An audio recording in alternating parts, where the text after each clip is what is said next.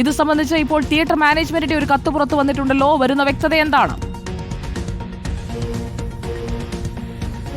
സുജയ, കഴിഞ്ഞ ഡിസംബർ 2-ാം തീയതി പോലീസ് സുരക്ഷ ആവശ്യപ്പെട്ടുകൊണ്ട് എഴുതിയ കത്താണ് തിയേറ്റർ മാനേജ്മെന്റ് ഇപ്പോൾ പുറത്തുവിട്ടിരിക്കുന്നത്. അവർ അതിൽ കൃത്യമായി പറഞ്ഞിരുന്നു 4-5 തീയതികളിൽ നടക്കുന്ന എത്ര ഷോ എന്ന കൃത്യമായ കണക്കുണ്ട്. 4-ാം തീയതി ഒരു ഷോ, 5-ാം തീയതി 4 ഷോ, ഇങ്ങനെയാണ് അവർ കത്തിൽ സൂചിപ്പിച്ചിരിക്കുന്നത്. ഇതിൽ കൃത്യമായി പറയുന്നുണ്ട് പുഷ്പ 2ന്റെ റിലീസാണ്. ഇതിൻ്റെ ഷോയിൽ പങ്കെടുക്കാനും ഈ സിനിമ കാണാനുമായി ഇതിലെ പ്രധാനപ്പെട്ട താരങ്ങൾ എത്തിച്ചേരും. അല്ലു അർജുൻ ഉൾപ്പെടെയുള്ള നായക നടൻ്റെ ഉൾപ്പെടെയുള്ള പേര് പരാമർശിച്ചുകൊണ്ടാണ് കത്തുള്ളത്. ഇവർ എത്തിച്ചേരാനുള്ള സാധ്യതയുണ്ട്, ഇവർ എത്തിച്ചേരും. അതുകൊണ്ട് കൂടുതൽ സുരക്ഷാ വിന്യാസം വേണം എന്ന് ഹൈദരാബാദ് പോലീസിനോട് ആവശ്യപ്പെട്ടുകൊണ്ട് കത്തെഴുതിയിട്ടുണ്ട് ഈ തിയേറ്റർ മാനേജ്മെൻറ്റ്. അത് ഡിസംബർ 2-നാണ് എഴുതിയിരിക്കുന്നത്. ഡിസംബർ 4-നാണ് ഈ പരിപാടി അവിടെ നടന്നത്, രാത്രി 9:30 മണിക്ക്. ആ പരിപാടിയിലാണ് ഈ പ്രശ്നങ്ങളെല്ലാം ഉണ്ടായത്. അപ്പോൾ തിയേറ്റർ മാനേജ്മെൻറ്റിനെതിരെയാണ് 1-ാം പ്രതി ചേർത്ത് കേസെടുത്തിരിക്കുന്നത്. അപ്പോൾ അവർ പറയുന്നു ഞങ്ങൾ നേരത്തെ ഈ അനുമതി തേടിയിരുന്നു, കൂടുതൽ പോലീസിനെ വിന്യസിക്കാമെന്ന ഉറപ്പ് ഇവർ ഈ പോലീസ് നൽകുകയും ചെയ്തിരുന്നു. പിന്നീട് ഇപ്പോൾ FIR-ൽ പറയുന്നത് ഒരു തരത്തിലുള്ള സുരക്ഷാ ക്രമീകരണങ്ങളും നടത്തിയില്ല, അല്ലു അർജുൻ ഉൾപ്പെടെയുള്ളവർ വരുന്നതിനെക്കുറിച്ചുള്ള ഒരു സൂചനയും ഞങ്ങൾക്ക് നൽകിയില്ല, അതുകൊണ്ട് കൂടുതൽ സുരക്ഷ ഏർപ്പാടാക്കാൻ പോലീസിന് സാധിച്ചില്ല. ഇങ്ങനെ തിയേറ്റർ മാനേജ്മെൻറ്റിൻ്റെ ഭാഗത്തുനിന്ന് വലിയ വീഴ്ച ഉണ്ടായതായാണ് FIR ഉള്ളത് പോലീസിൻ്റെ.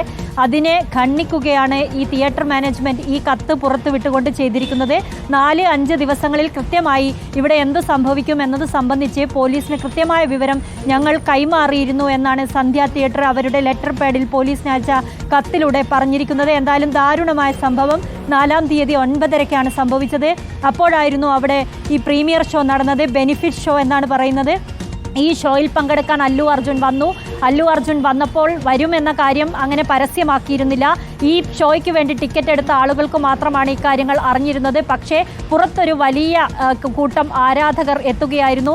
ഇവർ അല്ലു അർജുൻ പുറത്തു വന്നപ്പോൾ കൈ വീശി കാണിച്ചപ്പോൾ തിരിച്ച് കൈവീശി കാണിച്ചു, ഉള്ളിലേക്ക് വലിഞ്ഞ് കയറാൻ ശ്രമിക്കുകയും ചെയ്തു. അപ്പോൾ അല്ലു അർജുൻ്റെ കൂടെ ഉണ്ടായിരുന്ന അംഗരക്ഷകർ ഇവരെ തടുക്കാൻ ശ്രമിക്കുകയും ഉന്തും തള്ളും ഉണ്ടാവുകയും ചെയ്തു.